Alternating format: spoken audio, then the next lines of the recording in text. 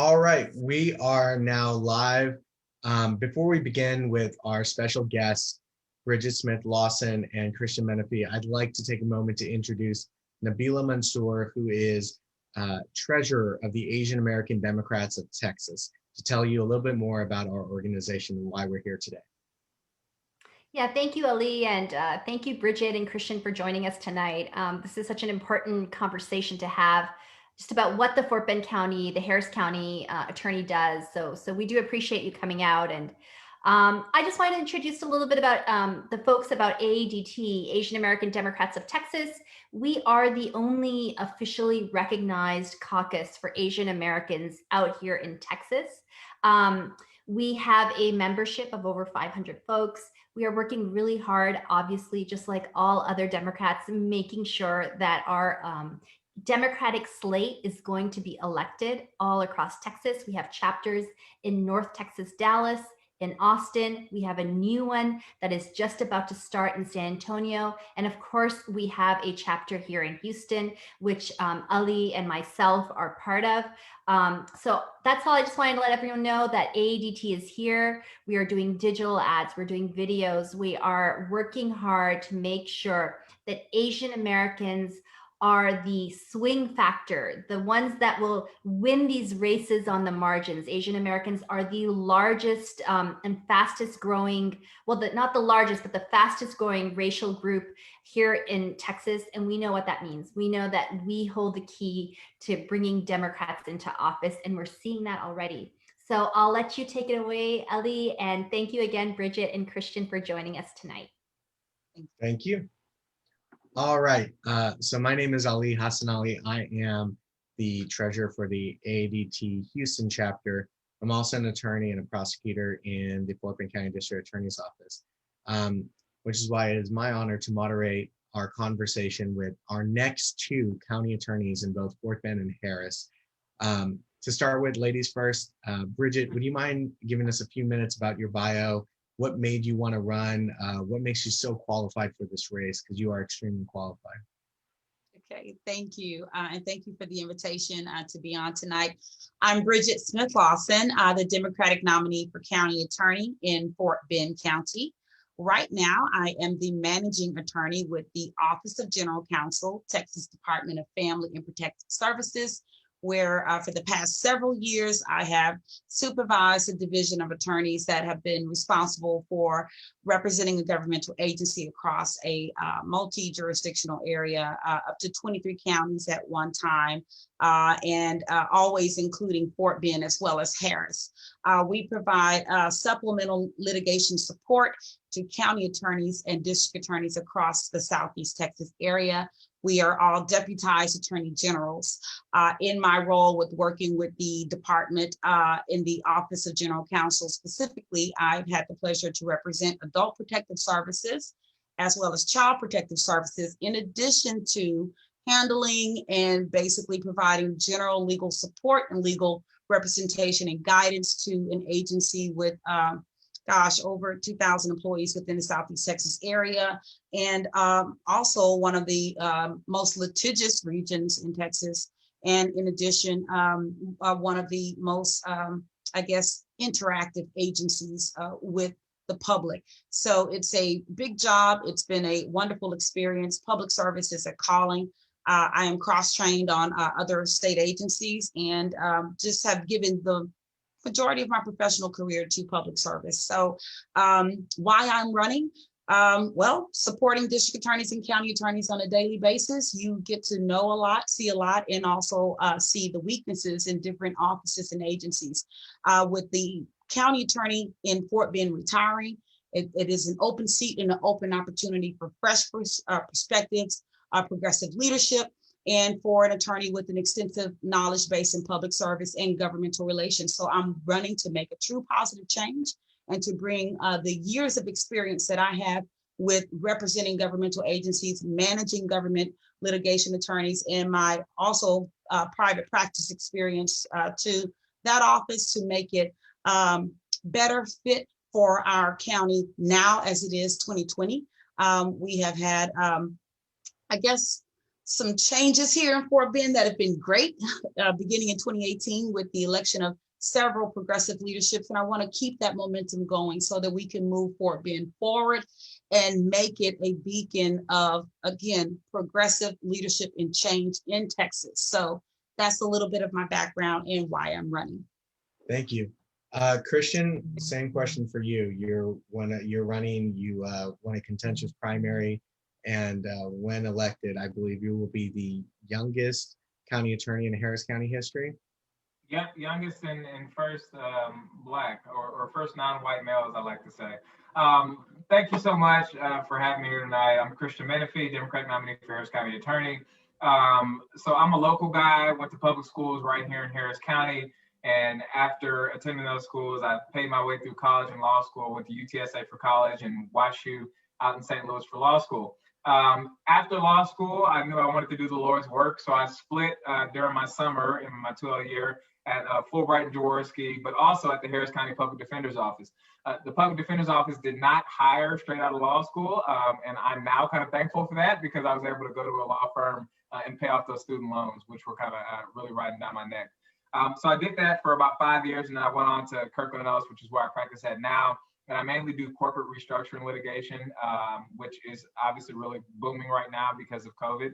And I really decided to get out there for public service in this race in particular because of the bail reform lawsuit that was happening here in Harris County. The short of it is, you had misdemeanor court judges that were setting bail for low-level non-violent offenses without considering the accused's ability to pay. So it was resulting in people either A, taking plea deals and getting a record that would follow them for the rest of their life, or B, sitting in jail until their trial, which could be 6 months to a year, and they could lose their family, their job, their possessions in the process.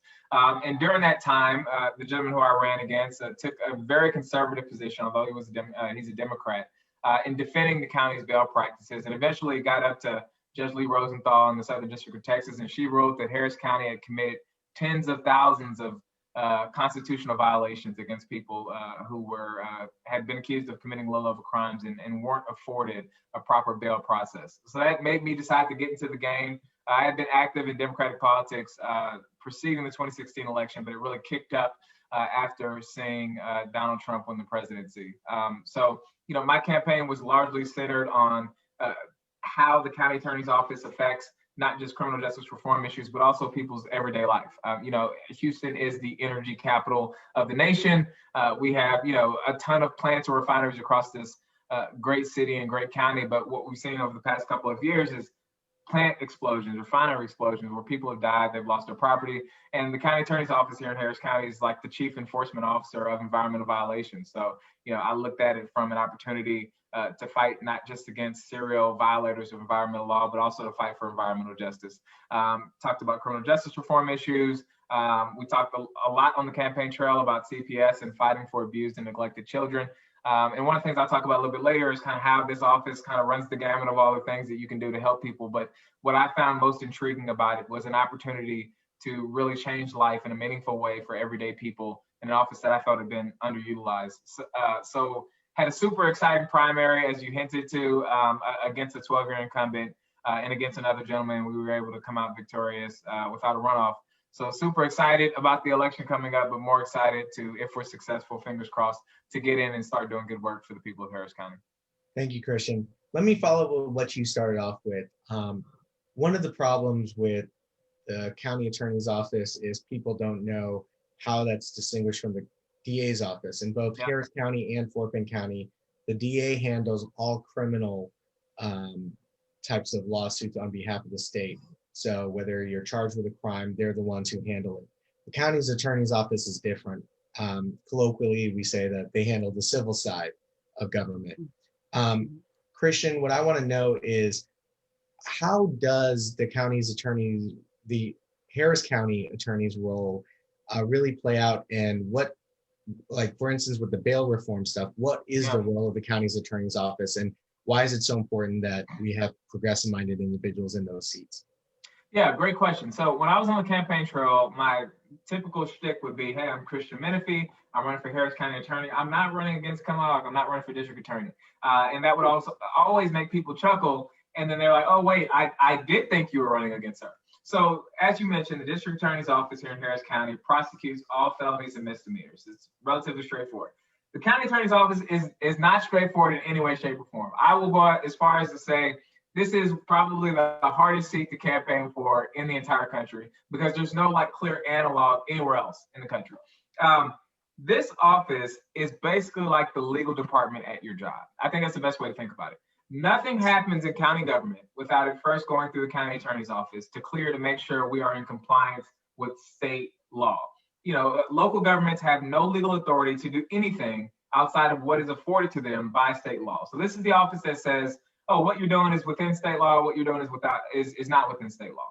This office also represents the county elected officials, county employees, county entities when they're sued in lawsuits. And so that's the bail reform lawsuit is you had about 16 county misdemeanor criminal court judges who were sued, in addition to the sheriff's office, in addition to the county, and their legal representative, their lawyer in that civil case was the county attorney's office. The office also has some legal authority to bring affirmative lawsuits on behalf of the greater good of the people of Harris County. So that's where those environmental issues come into, right? If you have a plant that has exploded, causing harm to people and to property, this is the office that says, on behalf of Harris County, we are asking the court to require you to clean up your mess or to pay XYZ fine. So it has a very broad base of legal authority, but I think in theory, the best way to think about it is like one, the lawyer for the collective good of the people of Harris County, and two, the legal department at a very large governmental corporation. Gotcha. Thank you. That's a great analogy.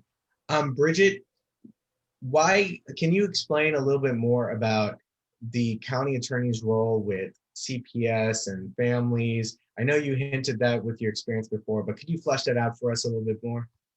Sure. So the county attorney's office is based on the population size, is charged with representing the Child Protective Services Agency, which is the Texas Department of Family and Protective Services. So they are responsible for representing that state agency in its execution of its duties, which is the protection of abused and neglected children. Also, there's the Adult Protective Services representation, which the Harris County model has. Fort Bend County has declined the representation of adult protective services. I know because I was the APS attorney many, many years ago, and Fort Bend was one of the counties I had to be responsible for. So those two state agencies are pretty much clients of the county attorney's office. So they're balancing also the representation of the county government and also the state agency. And just to kind of give you an understanding, the child welfare docket can be up to over 2,000 cases open at one time in Harris County, much smaller in Fort Bend, but just to give you an idea of the scope of litigation, open litigation that those two state agencies require this county attorney's office to handle. And this is jury trials, bench trials. Every day there are dockets for the child welfare system that the county attorneys are assigned to handle and represent.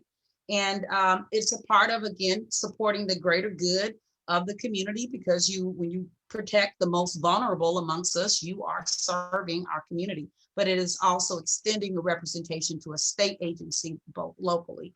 Our office gets involved. When I say our office, the Office of General Counsel with the Texas Department of Family and Protective Services, when the county attorney either declines representation because of a conflict of interest, or there's some other special nuances in law to where they have to refer the cases to our office for specialty support. In addition, unfortunately, when there are issues of sanctions, those cases are referred over to my office, the Regional Counsel Office, for handling. Great, thank you. Let's talk about another highly important issue that's happening right now that the county's attorney's office in both Fort Bend and Harris are currently involved. Obviously, both of you are not currently part of that office, but this is something to think about, especially here in Texas, and that's the issue of voter suppression, right? How our elections run, making sure that our elections run as fairly and efficiently as possible. Currently, Harris County, and I believe Fort Bend has filed some amicus briefs in support, are in lawsuits with the state of Texas and in the federal system as well, challenging Ken Paxton and Governor Abbott's restrictions on voting. If you wouldn't mind giving us a little bit about your opinions, to the extent that you can give opinions on the matter, about what's happening. And whoever wants to go first, please feel free. Yeah, I'm happy to. Oh, no, go ahead. Go ahead. I'll go first because I'm going to be really brief on that point because I am a deputized attorney general. So some spans of it I really need to kind of not touch, but I'll just say this, and just to kind of keep myself out of any issue. The arguments against big government don't sit well or reconcile to what is being pushed. They're asking for a more for broader state control of local elections. Well, that cannot be reconciled to their positions of minimizing big government. So I do believe that elections should have more local control. And I know that that is one of the biggest issues that is being hammered out right now. But my personal opinion is for us to have more local control over our elections. There are 254 counties in this state. There's so many different just differences rather just between all of the counties. Look at Fort Bend and Harris. We're sandwiched right next to each other, but we're totally different. So allowing that local control, I think, is better for the people who reside in that county, and it's better for the administrators or the clerk's office or whatever entity that's over it to manage it locally. And that's all I have to say. Thank you. Christian? Yeah, so, okay. I was talking with a conservative gentleman who I work with about subsidiarity, which is kind of, this practice of the Catholic Church of like governing at the lowest level possible. And it's something that was kind of carried over into Republican politics in recent decades. And, it's this idea that like in conjunction with, the idea that like states' rights matters, but really we want to distill it down and govern from the folks who are closest to the people. And time again, we've seen that as the state of Texas has remained red, but the large cities and counties throughout Texas have turned blue, that principle has been turned on its head by the Republican Party. It's been a coordinated effort from the governor to the Secretary of State, to the Attorney General, to the Speaker of the House, to undermine local elected officials when they're making decisions with respect to voting, to keeping us safe during this pandemic, so on and so forth. In Harris County, obviously it's got national attention because this is where the state has been the most aggressive. We recently appointed Chris Hollins, who's a young guy who's running the county clerk's office, who's kind of had some prolific changes to the way that we do elections. And it's, I think at least in part responsible for some of the turnout we've seen. But the state has filed lawsuit after lawsuit after lawsuit against him. One of the things they sued him for was to stop him from providing mail-in ballot applications to folks who are 64 and under. Under the election code, you can vote by mail if you fall into one of several buckets, one of which is like whether you have a certain disability that allow, and there's been like case law on it since COVID has hit, basically saying that like fear of COVID is not enough, but if you also are at risk of like some sort of serious injury or death that's exacerbated by some physical condition, and if you get COVID, it could make it like 1,000 times worse, then you can vote by mail. So, diabetes, hypertension, whatever it may be. Well, they filed a lawsuit against him to stop him from sending mail-in ballot applications to folks who are 64 and under. And originally, when I read the arguments, I was like, oh, this is nonsense. There's no way that this is going to fly. Well, the problem is the Republican Party controls the Supreme Court of Texas. And I mean, the opinion that they wrote in that case, in which they sided with the state, just kind of was an end around about way of reaching a conclusion that they wanted to reach. But all that goes to say is they've been very aggressive. Right now, there's a lawsuit by the Harris County Republican Party to stop drive-through voting in Harris County, which is really odd given that the county clerk's office tested drive-through voting in Harris County during the runoff election in June. And after they tested it, it was signed off on by not just the Secretary of State, but by the governor. And the final canvass was accepted, right? The votes were confirmed, accepted. And yet now the Harris County Republican Party has filed a lawsuit against it in the state consistent positions on it. So it's a coordinated effort across the board. But what's important is that the county attorney's office is the legal representative in these cases. In the current case in Harris County, you have the county attorney's office, and they've engaged 2 separate sets of outside counsel to assist in that process. But think about it. I mean, this is, landmark voting rights litigation, right? Aside from the gutting of the Voting Rights Act, this is probably some of the biggest election law stuff that we've seen over the past several years. And you have a county attorney's office that is leading the charge on that in the courts. So it's incredibly important work. This is law that will kind of lay the framework for how voting will be conducted in the state of Texas over the next several election cycles. And you have a position that folks haven't really heard about that is in court, standing up in front of the judges, making the legal argument. So, for me, this was protecting voting rights was a central part of our campaign. And, not to say like we knew that this would become such a big thing, but I think we had all kind of had an understanding that the Republican Party would try harder and harder to suppress votes through the courts because they couldn't beat us to the ballot box. And so, incredibly important litigation that's going on, and it's being led by county attorneys' offices. Right. I think that's a great point, because as we're electing progressive officials, especially in the suburban and urban metropolises, they're the ones who are right now on the grounds leading most of the efforts against what has been decades of Republicans. I want to almost say malfeasance, right, at this point. And it's really important, which leads me to my next question for both of you, right? Especially compared to your predecessors, you guys are not only going to be diverse, but you're going to be a younger generation, right? And more proactive. What I want to know is, within your first 100 days, within your first year, what are your biggest initiatives that you're looking to do with the county's attorney's office to make it more progressive? Christian, I'll start with you. Yeah, thanks. So I think the first thing is just kind of a fundamentally different approach to the way that we provide legal advice. In doing it in the corporate world, that you don't ever want to become the lawyer that is the no, right? That is always providing the obstacles, the hurdles, the roadblocks to the policymakers or the decision makers in corporate America from reaching the conclusion that they're ultimately going to reach. Instead, the way I view it is we provide you with the law, we provide you with the potential consequences of the different courses of action, and we leave you to make the decision. So I think that's going to be kind of a fundamental shift.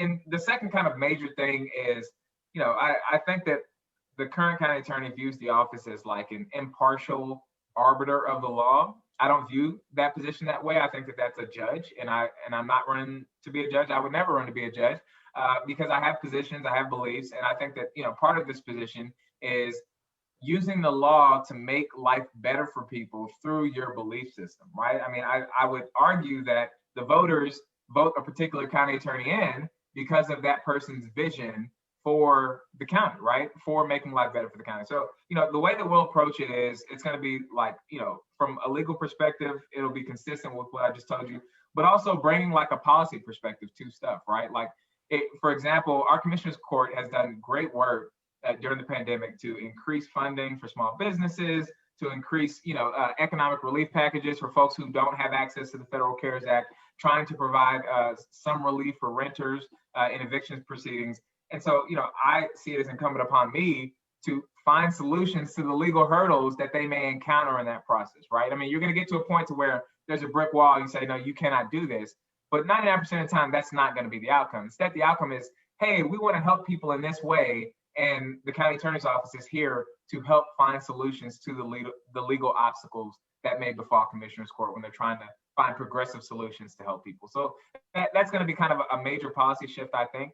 And then also, like on issues that I see as like low hanging fruit, like bail reform, I don't believe in debtors' prisons. I don't believe that, if two people commit the exact same crime, one should be in jail just because he or she is poor and the other person is.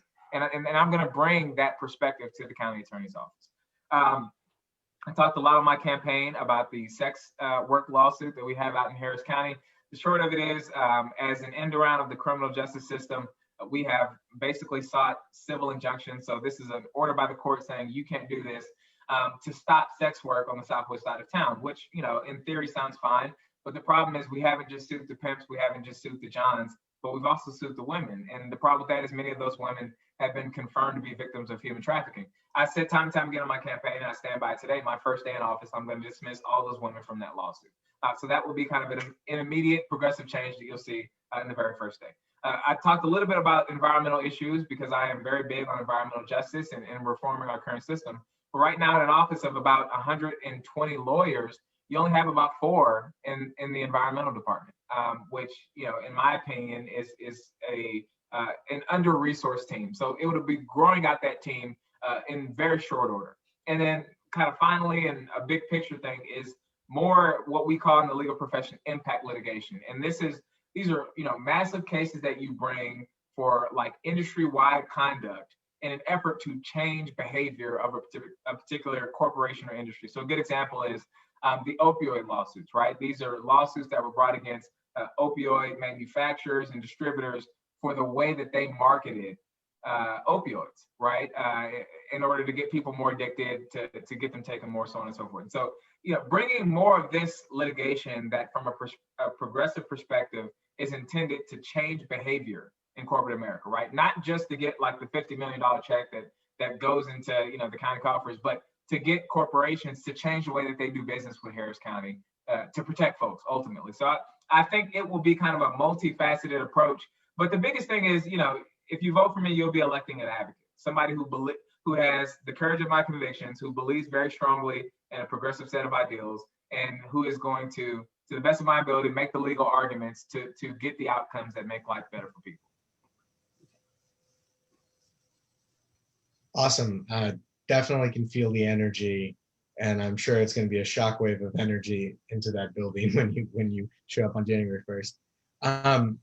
Bridgette, same question to you. What are the initiatives? What are the type of policies you want to enact for Fort Bend County when you do get elected?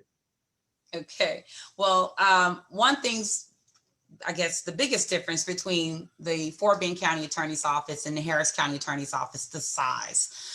You're talking about that office having approximately 200 employees and the Fort Bend County Attorney's Office having maybe about 25. So we're much smaller in size, much smaller in terms of the bandwidth and scope of the things that we've done out here in this county. Christian brought up impact litigation. Our county needs to be brought up to snuff with that. So one of the first things I want to do with the County Attorney's Office, number one, is make it known and relevant in Fort Bend. Similar to Christian, I spend most of my time explaining what that office does and actually who is the current county attorney, because just to be honest, you know, Vince Ryan has much more name of recognition than Mr. Roy Cordes. And so that office, Harris County, has been more engaged and more active and more progressive, quite more progressive than Fort Bend County. So I need to be able to make that office brought up to snuff, brought up to speed to 2020 in terms of who it is, what it does, and how it can benefit our community. So that's an education piece. So I would like to do a lot of branding of our office in terms of who we are, what we can do. Then there's a lot of things that have been done in Harris County that can be pretty much done in Fort Bend County. The things that affect Harris County affect Fort Bend. If we have human trafficking in Harris County, guess what? We have human trafficking in Fort Bend. If we have gang problems in Harris County, we have it in Fort Bend. And I know there's been some political rhetoric that there's no human trafficking, there's no issues with gangs in Fort Bend. We know that's not true. There's no environmental issues in Fort Bend. We know that's not true. So a lot of the things that are being done in Harris County, we need to look at some, in my opinion, interregional approaches to some of these issues and pooling our resources together to fight the big corporate giants that are polluting our air, polluting our water, or maybe pumping drugs into our communities that are not helping our communities and getting our people addicted. Those are things that we all can do together, not necessarily just pretty much duplicating the same work, but working together to benefit this region, because we're talking about regional issues, in my opinion, when we talk about issues of drugs and issues of human trafficking. So branding is a big issue. It's a much smaller office. It needs to be branded. It needs to be made known in our community what the office is, what it does, and how it can benefit our county. And then also looking at some of the things that we can jump on board to help benefit our county residents. So Mr. Cordes, I believe, has been in this office for well over 20 years, if not more. And it's kind of a tucked away, quiet little division that does its thing, and pretty much that's it. You know all about Mr. Middleton's office, but you never hear about the county attorney's office. So we got to make it relevant. We got to immerse ourselves into the community. I want to try to get us to partner with stakeholders and maybe have community collaborations to get input from them on things that the county attorney's office can do. Again, that greater good for the community, not just serving the client. And also in serving the client, getting your ears to the street on what the people are thinking and what's the pulse of the community can help me with giving legal advice and help the attorneys in the office with giving legal advice to our county officials. So we got to be progressive. And I use the word progressive, and it's been thrown around a lot. In my opinion, you have to be creative in your litigation approach and providing solutions that deal and attack the issues that are going on in our county. And again, not trying to make some big government umbrella, but if we have big issues, we got to make big approaches to tackle those issues. So this office, again, is much smaller, but the breadth of what we can do has yet to be known and tapped into. So I want to make sure that I brand it and reach out and attack every issue that we can and provide as much support as we can with that office to the county government and to the people in Fort Bend. Awesome, thank you. We've hit about the halfway mark, so I kind of want to switch gears a little bit and talk about some of the issues facing our country and the electorate here today. One of the reasons why Asian American Democrats of Texas, we exist, and we work very closely with trying to make sure that we support policies that promote diversity, and also trying to build a coalition between all these different diverse communities, right? Fort Bend and Harris are two of the most diverse counties in the state, let alone the country. What I want to know is, from your office perspective, your outlook, how would you look to not only bring diversity to your office or increase it, and how do you see your role in helping bridge the gap, in this case, between African American and the Asian American communities in your communities? Bridgette, would you mind starting? Okay, sure. My platform has always included concerns and a plan to address diversity.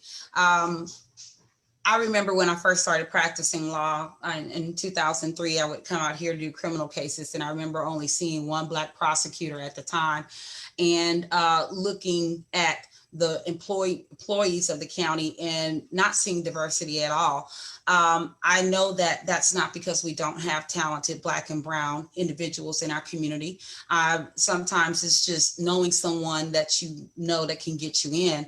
And then also sometimes there's just those inherent policies and office cultures that are in place that says, okay, we only want to bring in people who look like this or think like this or act like this or worship like this. And I want to make sure that as the legal counsel for the county, that the HR guidance that I give in reviewing all of the policies, HR policies, manuals and circulars, that we look at those for issues that may be affront to diversity or may show or create opportunities for people to let their biases blossom and be an office that does not promote diversity. I want to make sure that as the legal guidance or legal counsel for the county, that we provide legal support that promotes diversity in inclusion and hiring and management, and even our decisions of our termination. We need to look at all of those issues. We need to look at what lawsuits have occurred in the past, any complaints that have occurred in the past, and be able to see if there are certain divisions or certain units that there's maybe more problems in, and not only in the HR aspect, but looking at our county contracts in terms of who's getting those contracts, how we're awarding those, how we're even allowing people to bid, where we're posting that information so that we can target and allow for historically underutilized businesses to be able to come in and be able to vie for that work. And even if they're not capable because of maybe infrastructure or bandwidth to be able to get the work, at least providing them the scope of work so that they can pattern themselves and be able to build their businesses to be able to bid successfully in the future. Then also we have issues with policing, law enforcement. We saw over this past summer, we've got some issues with racial profiling, systemic racism in our encounters with Black and brown people with law enforcement. As a legal advisor to the largest policing agency in Fort Bend, the Sheriff's Department and the Constable's Office, I want to make sure that we provide legal advice that's sound in policing, but also providing advice that's culturally sensitive. Maybe using some case scenarios that have been Black eyes for our Sheriff's Department and our Constable's Office for teachbacks and trainings, looking at Department of Justice standards for our jails and how we're treating our inmates. Essentially, anything that I provide as a legal, as an attorney. First and foremost, I'm a Black woman. I cannot walk in there and leave my experience and act as if I'm looking through a lens of another race. I will bring that sensitivity and all of the things that I'm keenly aware of and sensitive to that role, so that when I see it, I can address it. Even if it's not overt and in black and white, I can be able to look at it from a perspective of diversity, inclusion, and making sure that I provide legal advice that attacks those issues that are creating barriers for us. I do know that our Asian American, our Black and brown communities have more issues that are alike than different. I remember reading an article this week, and I think I may have mentioned this to you, about the recruitment now by the Republican Party of certain, of Blacks and Asian Americans. And really, we need to start looking at that from a position, is that really genuine, or is that just trying to recruit numbers just so that we can get votes, or so that they can get votes and keep their positions of power? Are they really sensitive to the issues that are in our community? Are they denouncing people who are racist in their ranks? Are they denouncing issues that are people who speak against Islam or Muslim faith? What are we doing as Black and brown individuals in terms of our politics is something that we need to look at and come together and realize that we have so many issues that are common, and not let ourselves be used, I don't want to say as tokens, but as tokens of other parties who truly don't have our best interests in mind. So we're sophisticated in terms of our understanding, our abilities, our resources, our talents, our abilities. And I know that our people, Black and brown alike, we need to come together to build more alliances so that we can be more forceful in politics. Yes, we've made a lot of strides, but it just hurts me to see that there is a party out there that won't denounce white supremacy, that won't denounce other pockets of hate, but yet they're recruiting Black and brown people to come to that side to vote, but not necessarily really drill down and address the concerns of those our Black and brown communities. So, thank you. Christian, how would you address diversity in the office and, continue on this conversation? Yeah, two things. One, I think from the perspective of trying to, build that partnership between Asian Americans and Black Americans, I'd say representation matters. If you look at, let's say, county government in Harris County, how many Asian American elected officials do you see, right? How many Asian American candidates were supported kind of across the different racial lines? In my office, I will have a leadership team, not just, a staff, not just line attorneys, but a leadership team that is reflective of the diversity of Harris County. And that includes having at least one person in senior leadership who is Asian American. Like that, I can say that point blank, period. And I also think that, it's incumbent upon Bridgette and I, as, kind of being like young emerging leaders in this space, to propel the talented folks of different backgrounds that we see, and not only to put them in leadership positions, but to support their candidacies when they run. We had Nabila on here earlier. When she ran for city council, I was part of a group that supported her. I thought she was a phenomenal candidate. But I think, one of the problems we're seeing is that when amazing candidates, Asian American descent, Jamaican descent, from the West Indies, wherever it may be, when they run, they're not being supported by the different kind of minority groups. And so, I am. It's loading right now, so we should be about to start. Yeah, that was weird. Something always happens, but Oh yeah, no, it's all good, man. I can't help it. But so I think we're back live. Let's see. It looks like we're back live. I apologize. There was an issue with the Zoom account that just cut out. We were in the middle of having a discussion about, Christian was talking about diversity and the importance of bringing our communities, the African American and the Asian American. He has just promised that he will have Asian American represented in his leadership team with the county's attorney's office, which I appreciate. But continue, Christian. Yeah. So so that's step one, and then I think step two is being supportive of folks in the Asian American community who are putting themselves out there to serve in public office and to participate in the process. And I think that that when you have that representation at the top, right, and you're intentional about reaching out to those communities, it helps build those bonds. And so, I look forward to having, if successful on November 3rd, to having a diverse leadership team, a diverse staff, kind of across the board representing the great diversity of Harris County. So that's something I'm definitely looking forward to. Great. As we're going into what is the second week of early voting, there's a lot of young people who are paying attention and want to know why they need to vote. We're starting to see a new generation participate in politics, but we're not voting at the numbers we need to. What do you say to them? Why do they need to be involved, and why do they need to pay attention to the local politics especially? Christian, you would like to start? Yes. So one, vote all the way down the ballot, because I'm on the ballot and I need your vote. I always use this saying, the lower on the ballot, the closer to your doorstep.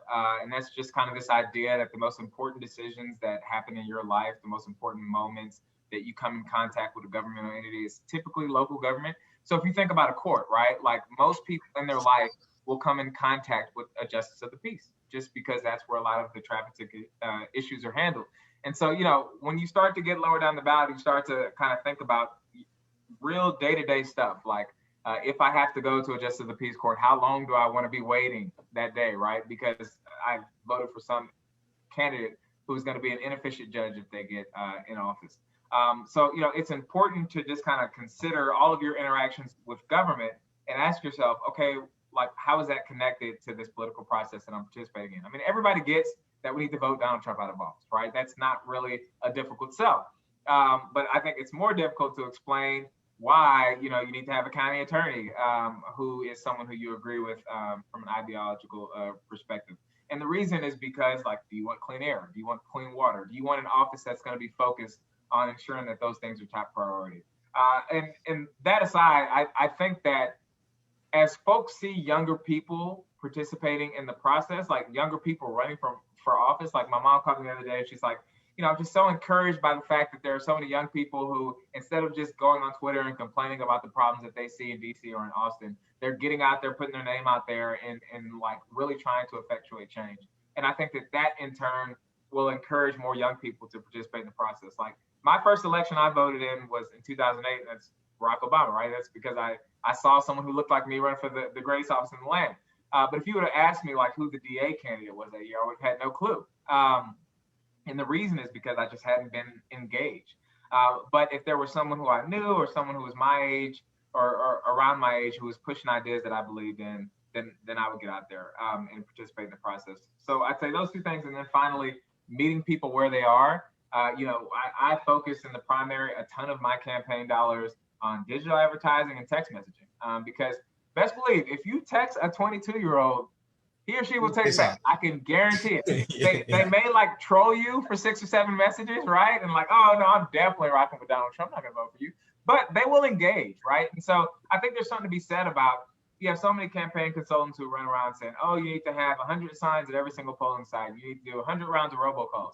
You're not going to reach a 22-year-old through a robocall. So I think we have to diversify our campaign practices to meet people where they are and engage them in a way that is, gonna like result in the greatest likelihood that they participate in the process.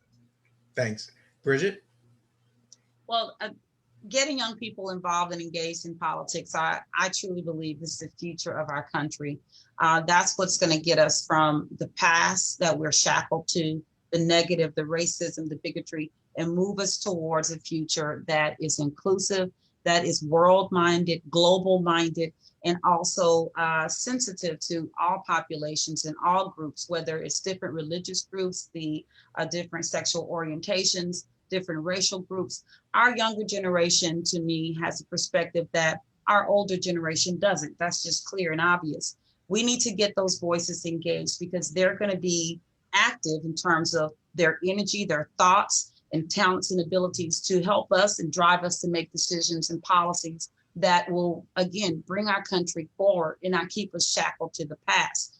I do know that, yes, our practices in reaching the masses in my campaign has been a mix of the texts, the calls, the lit drops, the mailers and the signs, et cetera. But just getting out and being at different forums and different events and engaging them where they are, going to youth football games. I did that. Meeting not only just the teams and the young people that were playing, but their parents, because they're about my age, and talking to them and letting them understand that this office that I'm running for, the county attorney's office, does this, that, and thus and so. And this is why it's important to you. So making sure that we bring our young people to bear in our elections and telling them about every level of government, I think makes them understand just how important the offices are that are down ballot. As Christian said, the further down the ballot, the closer it is to your front door or front steps. And yes, that is true. When we think about issues of police reform, well, the county attorney's office is going to provide legal advice to our law enforcement agencies. So if you've got policies on the book that allow people to put a knee in the neck, well, guess what? The legal advisors should be looking at that and trying to help eradicate those policies and get it out.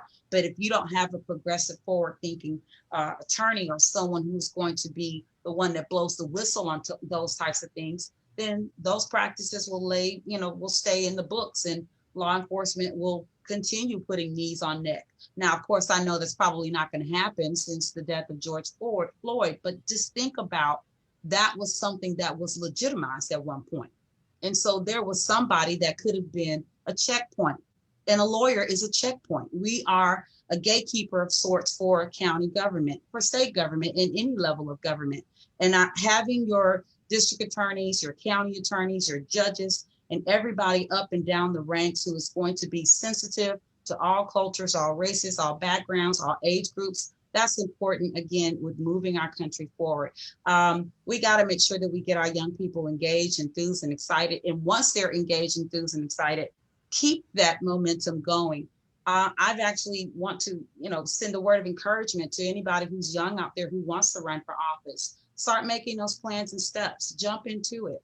Now, I can't say that it's going to be easy because it's been quite a challenge, but it's something that I think will mature you and be a benefit and a blessing to you, to your life that you cannot, measure and put into words. So for all of our young people who may be watching out there, get active. Don't just vote.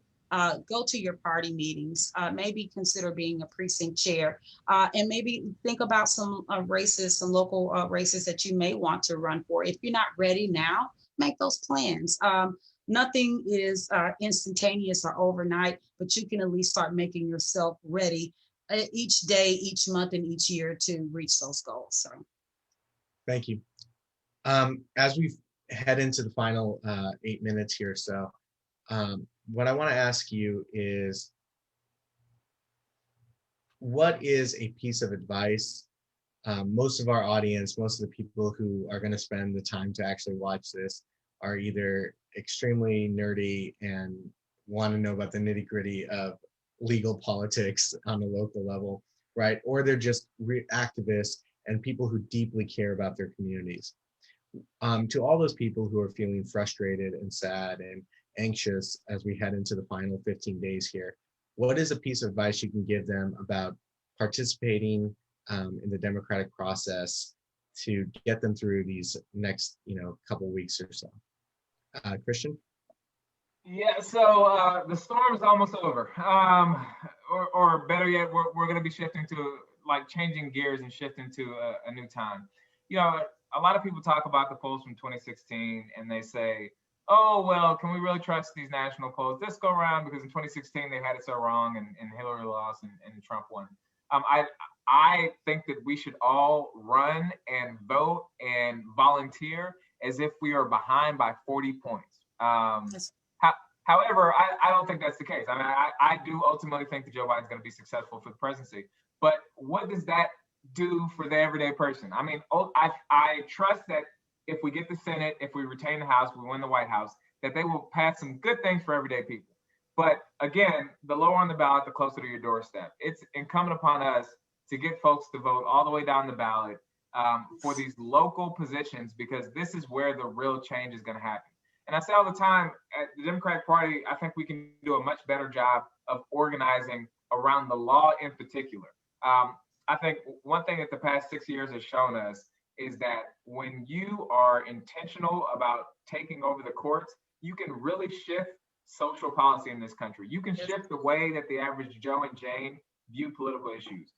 Some time ago, a set of conservatives made up their mind that they were going to really try to impact the federal judiciary, right? They were going to try to put as far right as possible.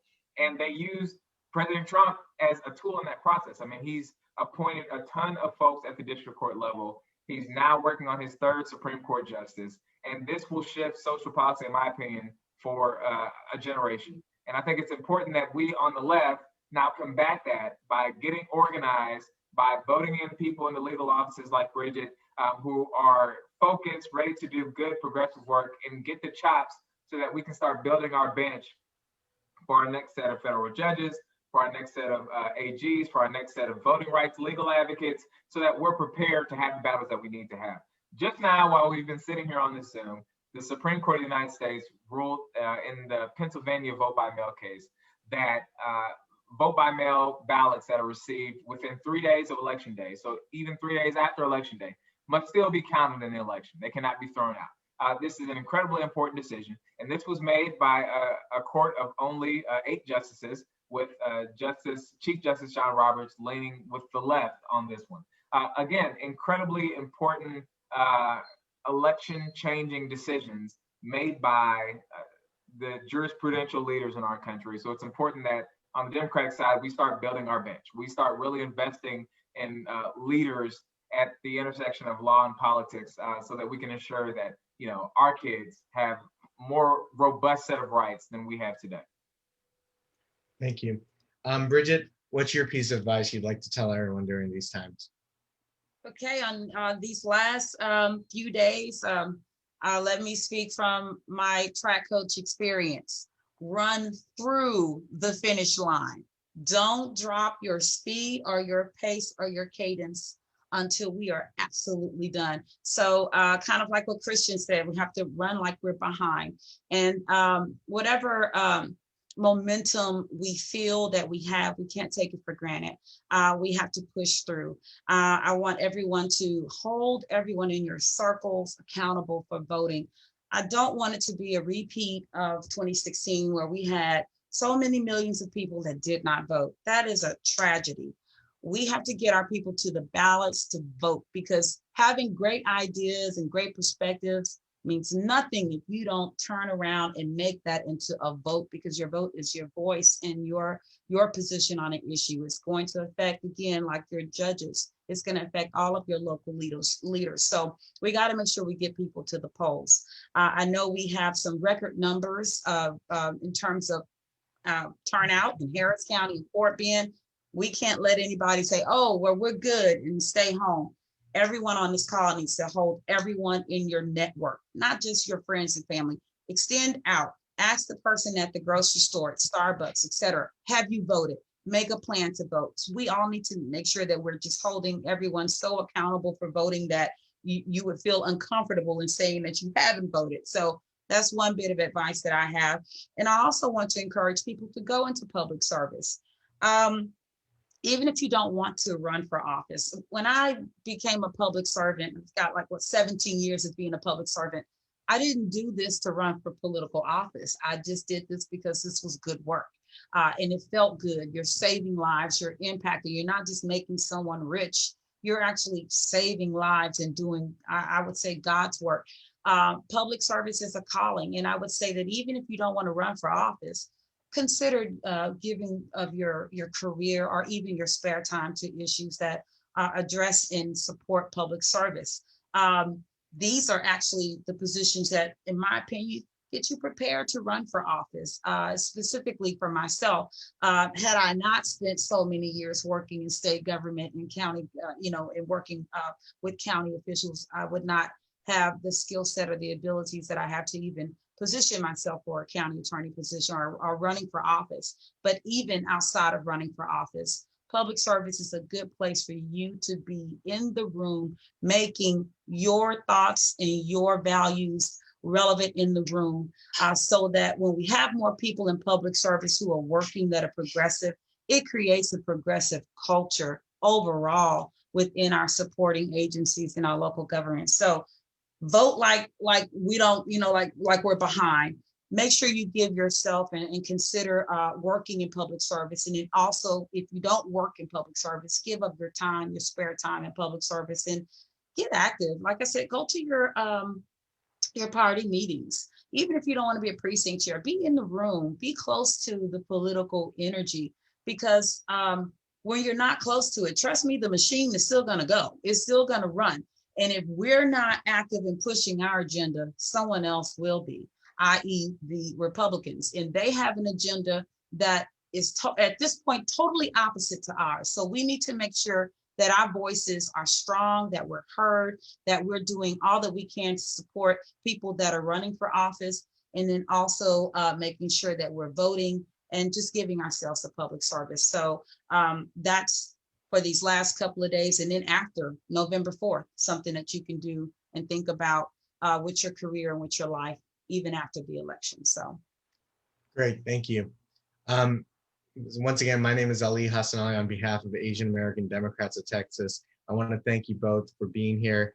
For those who are looking for something to do as we head into this sprint, this finish line, Asian American Democrats of Texas are having multiple events, from phone banks and block walks and lit drops, not only in Fort Bend County and Harris County, but across the state. Asian Americans are going to be one of the swing communities this cycle. We live in the suburban areas, in those neighborhoods, and some of the top House district seats we need to flip, and in the counties that we need to flip, like Fort Bend, Tarrant, Denton, Collin, Williamson. So please make sure that you're not only being active and engaged, you're getting each and every one of your friends out to vote. Once again, thank you, Christian. Thank you, Bridgette. These are going to be our next two county attorneys here in the greater Houston area. So please get to know them well, because we're going to be seeing a lot more. We're going to be hearing a lot more from them, and we're going to be watching them do great things. Thank you both. I really appreciate it. Thank you. Thank you for this opportunity. Bye-bye. Thank you. Okay.